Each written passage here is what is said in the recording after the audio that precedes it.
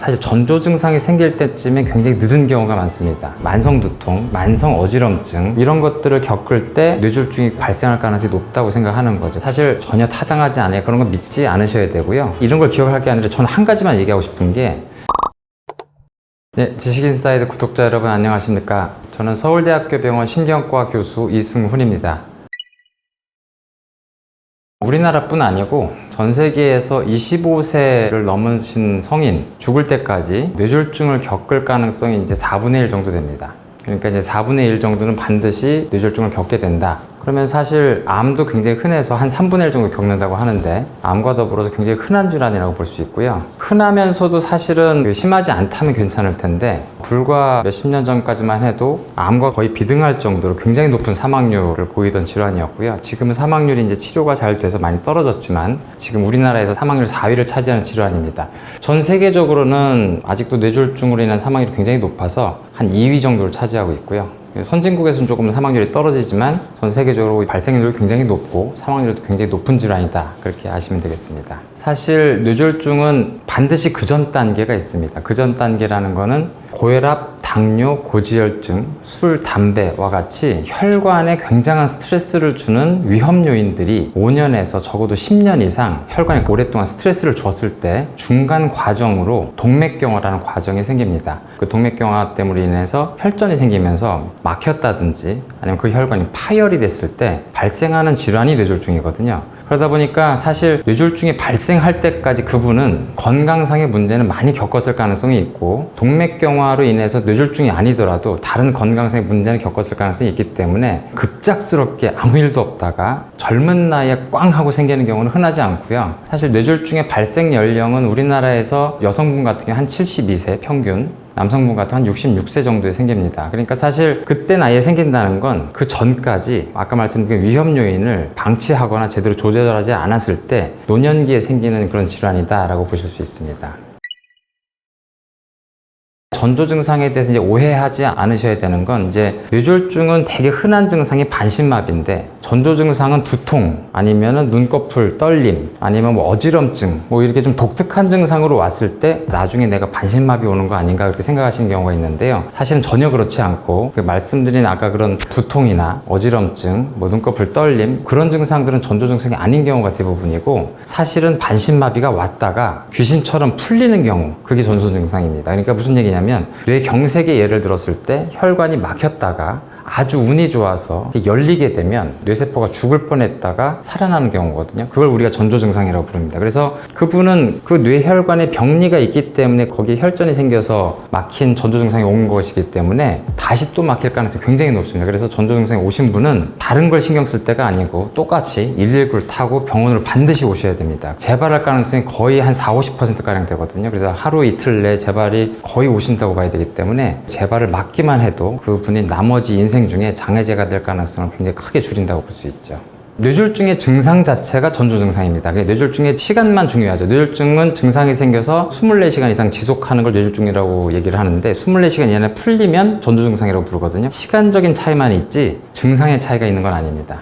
심장 같은 경우는 어느 한쪽이 망가진다 하더라도 심장 전체의 증상을 느낍니다. 수축력이 떨어져서 숨이 차거나 통증이 있거나 그런 증상을 느끼게 되죠. 그런데 뇌는 이 모든 영역이 같은 일을 하는 게 아니라 위치별로 다 다른 일을 해요. 그러다 보니까 뇌에 경색이 생겨서 일부가 망가지면 우리 몸의 일부가 망가집니다. 그래서 우리가 이걸 국소적인 신경학적 증상이 생긴다는 표현을 하고 뇌졸중은 대부분 전신이 망가지지 않고요. 한쪽 팔다리가 마비가 된다든지 구음장애에서 발음이 안 된다든지 실어증이 생겨서 말을 못 알아듣거나 말을 못 한다든지 아니면 실조증이 생겨서 잘 못 걷는다든지 시야장애가 생겨서 한쪽 편만 안 보인다든지 이런 식으로 완전히 없어지는 건 아니고 일부만 없어지는 그런 증상이 생기게 돼요. 굉장히 이상한 증상이 생깁니다. 그러니까 사실 뇌졸중 증상은 그걸 겪는 환자분들은 본인이 평상시에 예민해서 느낀다고 생각하기엔 너무 이상한 증상이기 때문에 대부분의 경우엔 뇌졸중이라고 이제 병원에 오시게 되는데, 다만 이제 조금 예민하신 분들은 만성 두통, 만성 어지럼증, 눈꺼풀 떨림, 얼굴 떨림 이런 거 가지고 오시게 되는데, 그런 것들은 아닌 경우가 많다는 거죠. 뇌졸중이라는 병이 너무 무서우니까 평상시 자기 몸을 이제 자가 검진을 해서 내가 뇌졸중이 생길 만한 상황인지 아니면 이 증상이 맞는 건지를 간단하게 알고 싶어 하는 게 사람의 심리다 보니까 약간 미신적인 사고죠. 그래서 전혀 관계없는 신체 증상을 가지고 이제 뇌졸중과 연관해서 해보는 그런 시도들이나 그런 것들이 유튜브에 많고, 심지어 TV에도 나오고 그런단 말이죠. 그래서 그런 것들은 사실 학술적으로나 의학적으로 전혀 타당하지 않아요. 그런 거 믿지 않으셔야 되고요. 미국 같은 경우에는 캠페인이 잘 돼 있어요. FAST라고 해서 FAST. 그게 무슨 뜻이냐면 fast 그러니까 빨리 하라는 얘기죠. 근데 F는 face,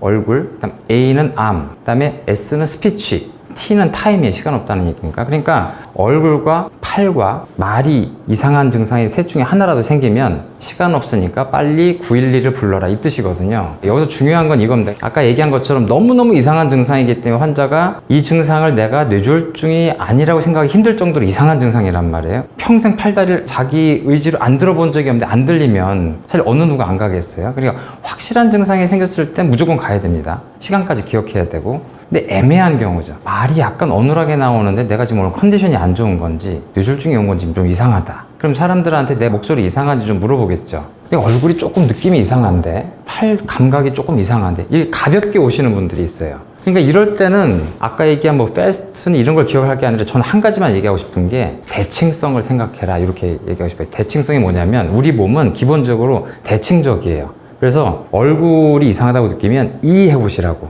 이 했는데 이쪽이 올라가지 않는다. 눈을 꽉 감아버려. 눈이 잘 감기지 않는다. 손을 앞으로 쭉 내밀어 보라고.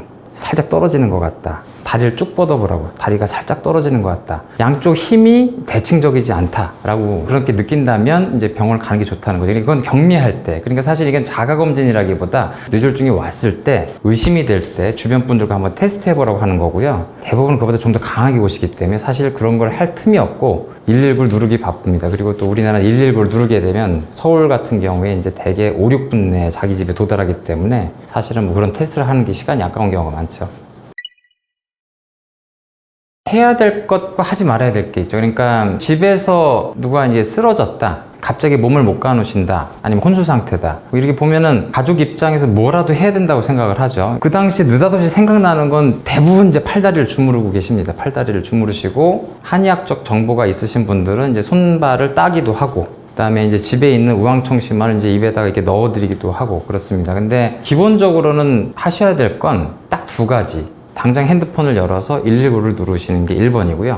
두 번째는 고개만 살짝 옆으로 돌리십니다. 왜냐하면 의식이 조금 안 좋으시면서 여기 있는 가래나 침이 제대로 뱉어지지 못하고 기도로 흡인될 수가 있기 때문에 뇌졸중뿐 아니라 흡인성 폐렴이 이제 합병증으로 생길 수가 있어요. 그래서 고개만 살짝 옆으로 돌려놓으시고 환자분한테는 어떠한 처치도 안 하는 게 좋습니다. 그래서 이후에 해야 될 급성 응급 처치들 약간 방해하거나 그럴 수가 있기 때문에 별로 도움이 되지는 않는다. 손발 따는 것과 우황청심환 하는 거는 별로 좋지 않습니다. 우황청심환의 성분 중에 혈압이 좀 떨어지고 심장도 좀 느리게 하는 성분이 있기 때문에 사실 뇌졸중이 생긴 다음엔 기본적으로 혈압이 다 올라가는데요. 이 혈압이 올라가는 게 뇌졸중이 생긴 환자분들한테 굉장히 좋은 반응일 가능성이 높아요. 근데 이걸 오히려 혈압을 떨어지게 하면서 뇌졸중의 병변이 확장되는 그런 안 좋은 상황이 벌어질 수 있거든요. 기본적으로 이 우황청심환은 굉장히 많은 여러 성분이 들어간 약이라서 응급치료를 해야 되는 상황에서 미리 그런 약을 주는 건 좋지가 않습니다.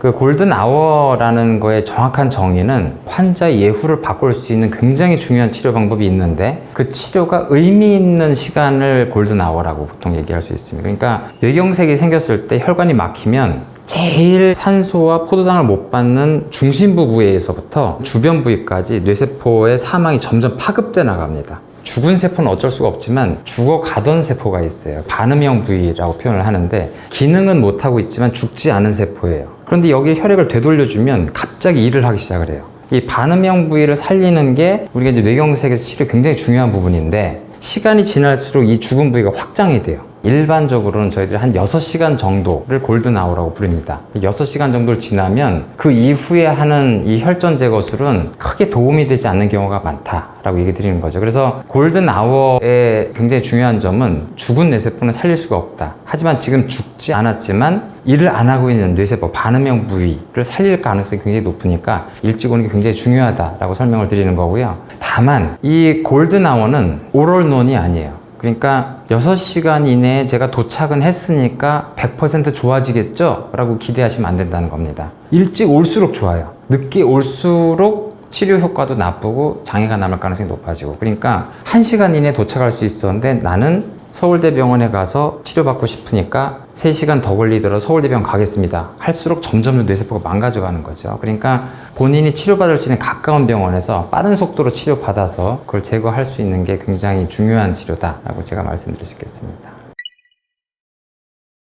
뇌졸중이란 병은 한 50세 이후에 생기는데 대부분 이전에 생긴다면 사실은 뇌졸중이 생길 만한 아주 독특한 유전적인 소인이나 이제 그런 분들인데 50세 이후에 생기고 평균 연령대가 60, 70대에 생긴다고 해서 멀쩡하다가 생기는 게 아니고 제가 말씀드린 것처럼 30, 40대의 나쁜 생활 습관과 건강에 안 좋은 병전 위험 요인을 관리 안 한 게 나중에 쌓여서 60, 70대에 그게 생기는 거거든요. 그러니까 사실 30, 40대의 건강 관리를 시작을 하셔야 됩니다. 근데 이렇게 얘기하면 이렇게까지 어떻게 피곤하게 사냐라고 생각하실 것 같은데요. 정말 조금만 하라는 거지 굉장히 피곤하게 살라는 얘기가 아니고, 확실하게 말씀드린 위험 요인에 대해서 그 위험 요인이 내가 있는지, 30, 40대에 흔하게 생기는 고혈압과 당뇨, 그다음에 술, 담배 문제, 비만, 운동 부족 이런 문제니까, 비만과 운동 부족은 사실은 제가 이렇게 얘기를 안 해도 우리나라에 지금 엄청나게 많은 사람들이 열심히들 애를 쓰시니까 그건 알아서들 하실 것 같고요.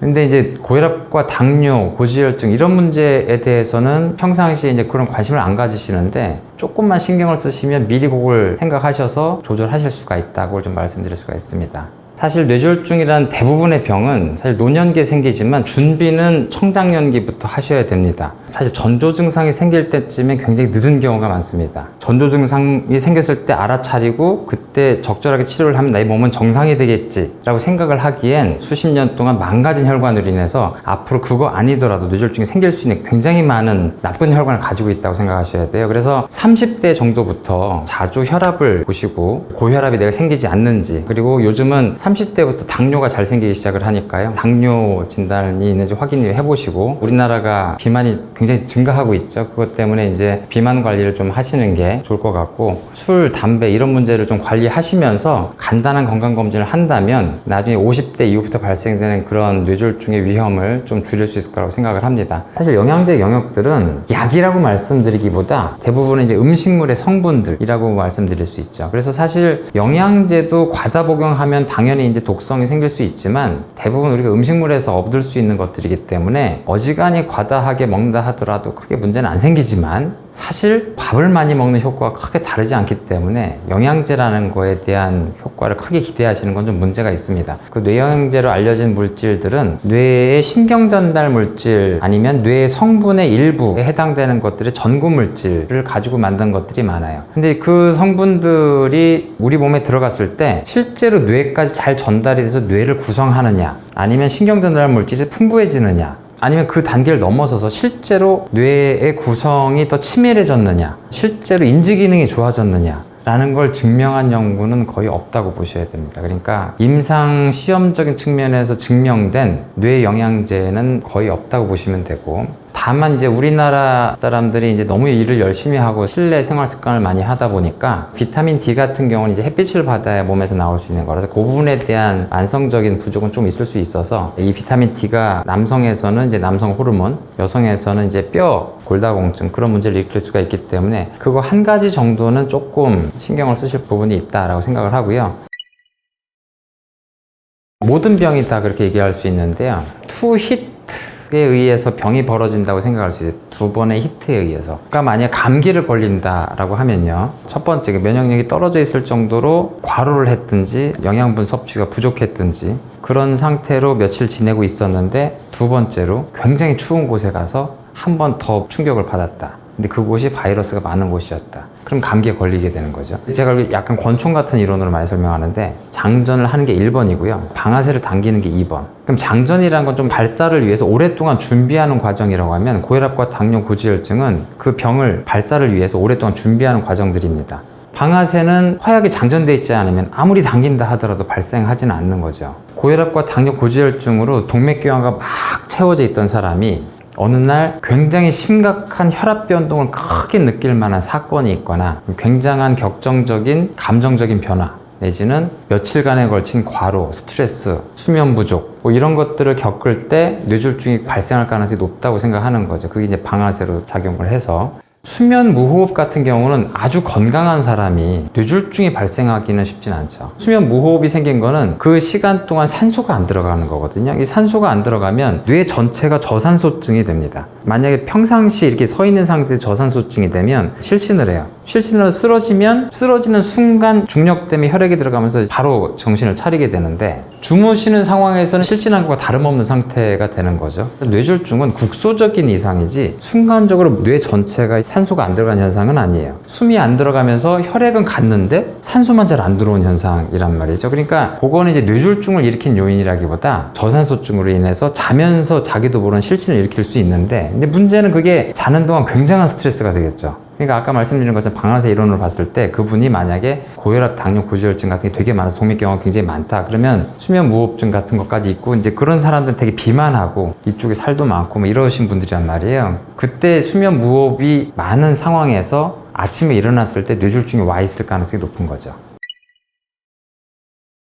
일단 두 가지 측면이죠. 현재 걸린 뇌졸중을 얼마나 많이 좋게 할 것이냐. 두 번째는 다시는 재발하지 않게 만들 것이냐. 그 좋게 하겠다는 거는 죽은 뇌를 재생시킬 수는 없지만 굉장히 많이 좋아집니다. 그럼 어떻게 좋아지냐? 주변 뇌세포가 엄청 도와줘요. 한 부서가 통째로 퇴사를 했어요. 그럼 그 회사가 무너질 수도 있겠지만 그 회사가 그 전부터 엄청나게 건전하게 회사를 잘 키워왔어요. 그래서 나머지 직원들이 엄청 우수해요. 애사심도 강하고. 이 직원들이 나간 흔적이 없을 정도로 너무 회사가 잘 돌아갈 수도 있단 말이에요. 그래서 환자분들의 4분의 1은 원래 상태로 돌아옵니다. 뇌졸중 환자의 4분의 1은 전혀 구별할 수 없을 정도로 돌아오고 4분의 1은 본인은 느끼는데 다른 사람들은 보고도 못 느낄 정도로 좋아져요. 그래서 절반 정도는 뇌경색이 생긴 사람이라는 거를 모를 정도로 좋아져요. 전제 조건이 있는 거죠. 너무 나이가 많이 들고 위험 요인 관리 잘 못해서 뇌가 건강하지 못하다. 그럼 뇌경색이 작은 게 와도 회복력이 굉장히 떨어지는데 나머지 뇌가 굉장히 좋다. 이걸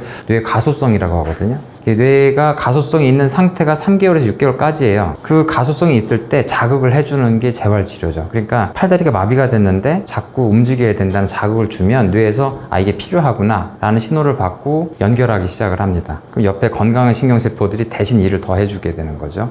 초기 한 3개월, 6개월 동안 그걸 효과적으로 하게 되면 굉장히 많이 좋아지죠. 두 번째는 뇌세포가 잘못한 건 없죠. 이거는 범죄 현장이에요. 실제 범죄를 일으킨 건 혈관이 일으킨 거죠. 혈관 안에서 혈전이 막아가지고 이 범인을 없애버려야 되는데 이미 20-30년을 고혈압, 당뇨, 고지혈증, 술, 담배로 엉망으로 살아온 이 혈관벽이 정상 혈관벽이 될 수는 없어요. 꼭 어떻게 해야 되느냐? 이때 약을 먹을 수밖에 없습니다. 혈전이 생기지 말라고 하는 항혈전제를 먹을 수밖에 없어요. 그러니까 혈전을 방지하는 약을 드시고 지금에라도 고혈압, 당뇨, 고지혈증을 열심히 치료하고 술, 담배를 끊으시면 이 동맥경화가 더 진행되는 건 막을 수가 있는 거예요. 그러니까 뇌졸중 환자의 정말 중요한 건 발생하고 낙담하지 말고 3개월, 6개월 열심히 하시면 거의 정상인이 될 가능성이 50% 가까이 된다. 희망을 놓지 말고. 두 번째는 또 맞으시면 큰일 난다. 그거를 이제 의사의 얘기를 잘 듣고 약을 잘 드시면 재발을 막을 수 있다.